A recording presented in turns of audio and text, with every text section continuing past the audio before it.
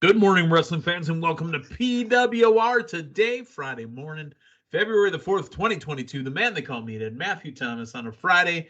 Matthew, have you dug yourself out yet of the snowpocalypse that is going on in Colorado? That's the great thing about the Denver area. It's like all melted. Not all of it's melted the next day, but a good portion of it's melted the next day. It's all off the roads. Rocky Mountain High. That's the way it works, man. You get a pretty little snow, and then the pretty sun comes out and melts the snow, man. That's the cycle here. You don't have that dirty, nasty snow that hangs around for like a week and just gets nasty and grimy. Although, like, you can do some damage with a dirt snowball. I guess that is an option. But yeah, it goes away pretty soon after. Yeah, I'm not quite sure what you're used to there in the Denver proper area, but here in the Appleton area, where we go down to the bubbler, here in Appleton, we have contests to see how long the snow piles last at the Walmarts.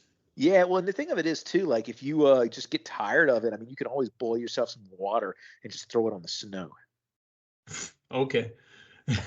But, yeah, there's usually contests to see how long the snow, because, most of the snow piles up in one corner of the Walmart parking lot. Yeah. And then, it could be May, it could be June. Yeah. Yeah, no, you get a little bit of that around here, too. But yeah, it's that's our PWR weather report. Now let's go to your neck. Now let's go to your neck of the woods. Brought to you by Collar and Elbow Brand. There you go. If you want something to put between you and the elements, collarandelbowbrand.com, promo code Linda K saves yourself 10% that you can use to buy another layer with. It's funny that our lovely Linda K, she takes this drive down to Louisville, from the Milwaukee area all the time. And apparently OVW had to cancel a show again today because of the snow and ice storms that they're getting. That Ohio Valley area, that center section of the country is not used to this kind of weather. I mean, I say funny, but I don't mean that it's funny, because those guys are getting hit pretty hard. No, absolutely. And it's not a Denver or a Wisconsin or something where you have, the built-in plows and road. Not only the plows, but the salt. Yeah. Now, granted, they got better looking cars because the salt hasn't eaten away the bottom of their cars down there. And ice is not something that you want to mess with either. But I was actually in for an interesting little analysis, I guess, when I was in Richmond several weeks back. So here in the wintertime, people get snow on their car, they get salt in the car, and they really don't care. It just stays like that for the most part all winter. They had a decent sized snow in Richmond compared to what they're used to. You should have seen the lines at the car washes that weekend. Like, everywhere you wash the snow off? Everywhere you looked, there was a car wash, and everywhere you looked, there was a line at the car wash, because it's like, this stuff is, not normal. And that's kind of the opposite of what you want to do. When it's 32 degrees or below, you shouldn't be getting the car wet, should you? I guess not, because that's the point of freezing. So you're going to have a frozen car. I don't know. Maybe the car wash is heated. I'm not sure how that works. You could be heated and you could towel dry as much as you want, but you're going to be hitting that air in a second. I'll tell you what I used to do back in the work truck that I had, because, I had a ladder rack on the top. So yeah, there was times during the winter I ran it through the car wash just to blow out the chunks of snow off the top. But, snow brushes are like $1 at a gas station. Go help yourself. You're one of those guys, like, when you got the three options at the car wash, are you a top of the line guy, bottom of the barrel, or are you more of a medium kind of guy?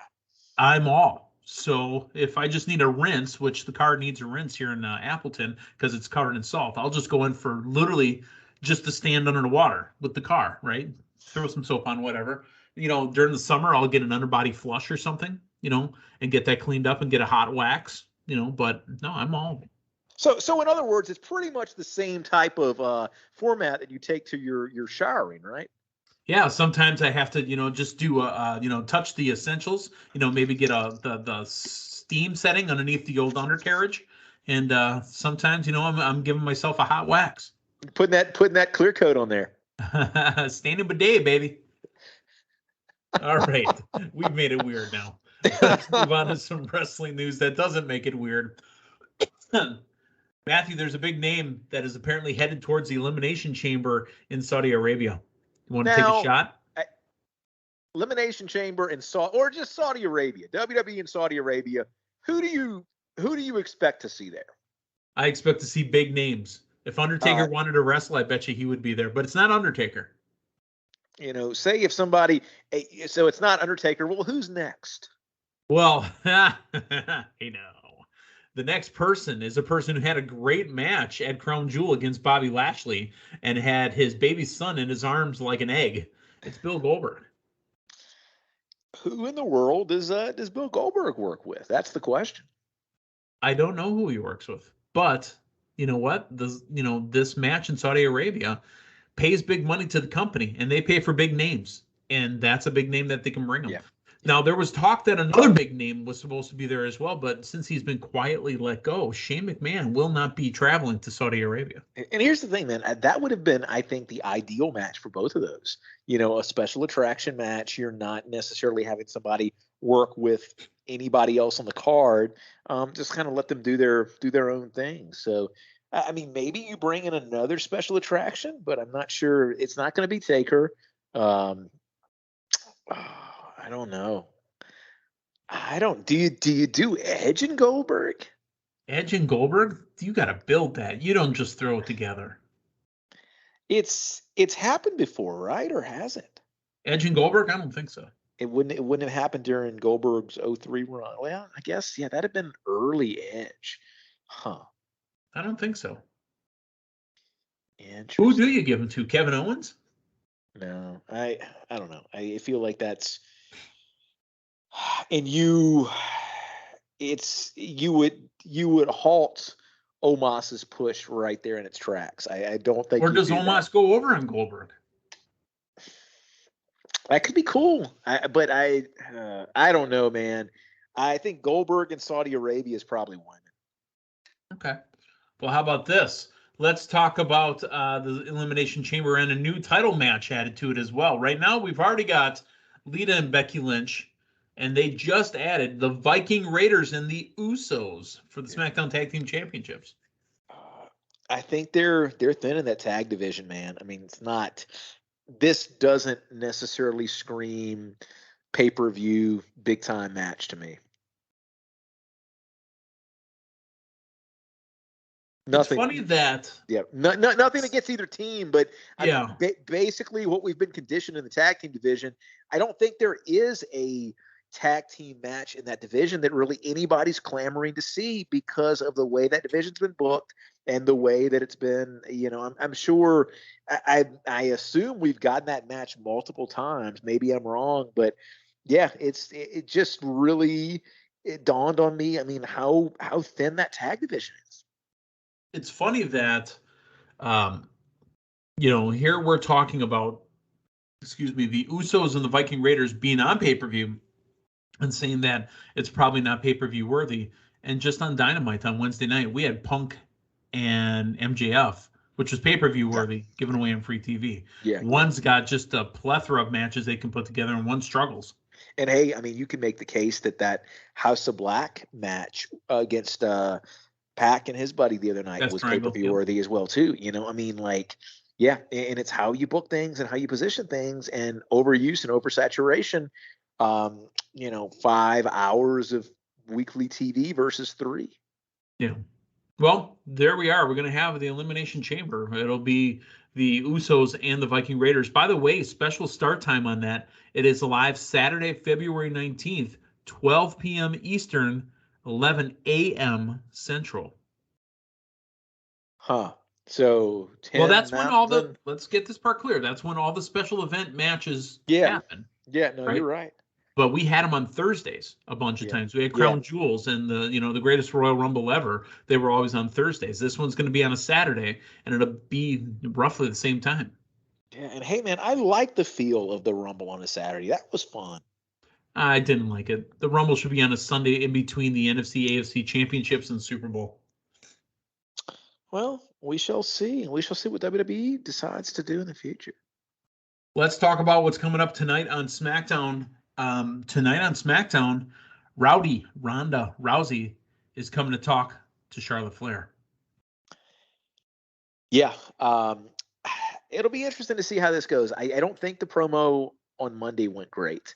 And Ronda's reception is going to be interesting because, I mean, when she left a couple of years ago, and a lot of that probably had to do with maybe some comments she made about the business, was not, it's big news and it's exciting, but was not necessarily a fan favorite. Now we've got her against Charlotte here, Mike battle. Maybe Charlotte's cooled off a little bit compared to Becky. I think Becky, even though she's been booked as a heel, still has a more rabid following than Charlotte. But that's Rebecca. I'm going to be interesting. I'm interested to see how this plays out. I mean, Ronda's promo Monday came across as very, very scripted, very, very stiff. What she did though at the Rumble that I've been pissing and moaning about for 3 years. You know what she finally did? She didn't come out smiling. Yeah. When she came out pissed off. Yeah. No, very good point. It's about time. Yeah, very, very good point. And that's the way that, I think she needs to present herself. Because she used to come out smiling, and then go, "Are you?" Yeah. No, I'm fine. And Ronda Rousey's moves were to put in a bunch of jabs all over. So that's what she kept doing at the Rumble. I'm okay with that. Yeah, and I mean, her working that submission style kind of on the ropes and everything too made a ton of sense. And again, she's a few months away from having a child, so you've got to protect her. She looks great. Yeah, you've got to protect her to a certain extent. Buy us a couple more months to the Rumble, but I think the way that she was booked in that was fine. Yeah, so I don't think that she takes on Charlotte. I think that she goes for Rebecca, otherwise known as Becky Lynch. Yeah, and I think that's the match that I think a lot of people really wanted to see back several years ago. It ended up being a triple threat, but I think that one-on-one match is the match that people have been clamoring for since that Mania. And the reason that that's going that way is because Lita decided to go for Becky at the Elimination Chamber. So then Lita will be free for Charlotte at WrestleMania. Yeah, so it'll be interesting, as we've got a couple months build to kind of see where things end up, with Charlotte. Yeah, so that's really all we know so far that's been advertised. That's going to be happening on SmackDown tonight. Let's talk about Rampage real quick. Tonight, 4 matches in their 1-hour program. 4 matches. Unbelievable. Yeah. The FTW Championship match will be Absolute Ricky Starks taking on Jay Lethal. Adam Cole, baby, said he's going to put a hurting on Evil Uno. Thunder Rosa going one-on-one with Mercedes Martinez. I don't recall her getting a proper match on Dynamite or Rampage yet, Mercedes Martinez, but she's getting it, and she's getting it against my girl, Thunder Rosa. And then finally, the TNT Championship match, champion Sammy Guevara taking on Isaiah Cassidy. Matthew, your thoughts on these matches? Yeah, you've got, 2 title matches there. Most intrigued by Thunder Rosa and Mercedes Martinez. That's a matchup I don't think that, if we've ever gotten, I don't think you've ever gotten it on TV anywhere. Not in this company. Yeah, so that's what I'm most intrigued by. But good job on them delivering 4 matches in an hour. And you got to think Cole and Evil Uno is probably going to be pretty quick. I think that opens the card. Yeah, it opens the card. Evil Uno in ring. You got to have Cole's intro. I was going to say, it's a really interesting tactic they'll do a lot of times to move the time on. You'll have both competitors in ring, but if it does open, you got to have Cole's theme. No, yeah, if it opens, you got to have the song play because that song is hot. And then I think they go right into Thunder Rosa and Mercedes Martinez. Then they could do the FTW Championship first, but I think it's Thunder Rosa and Mercedes Martinez. But it closes the show with Sammy Guevara and Isaiah Cassidy. We shall see. Well, Matthew, that's our week. Anything else that you really want to get at? I know we didn't have a ton to go over today, but that's our week. We're post Royal Rumble. I did want to mention real quick, and actually I do want to get your thoughts on this.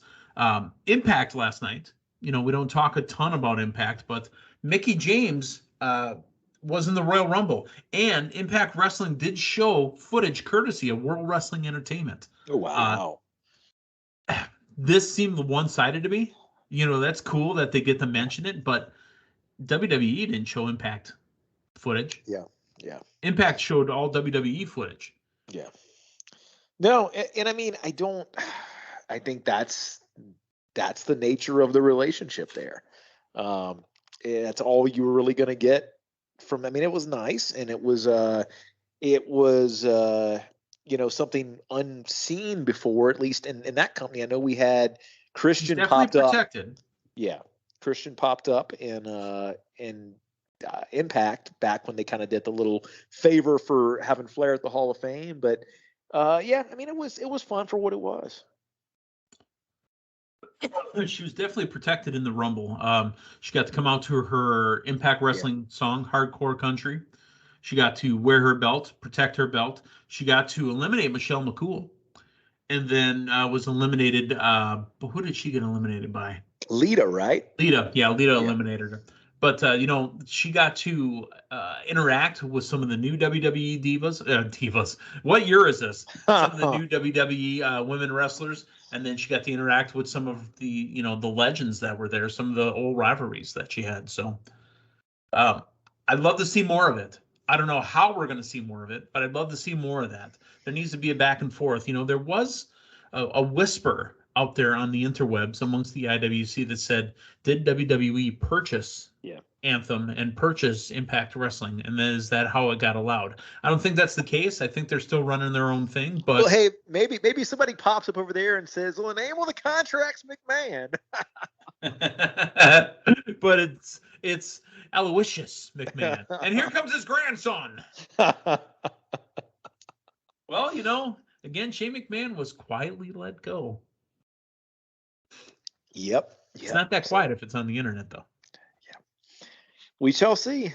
We shall see. Well, that has been our week for Linda Kay, for Matthew Thomas, and the man they call Meathead. Hey, thanks for stopping by. We're going to talk to you Monday morning about everything from tonight and where we go next.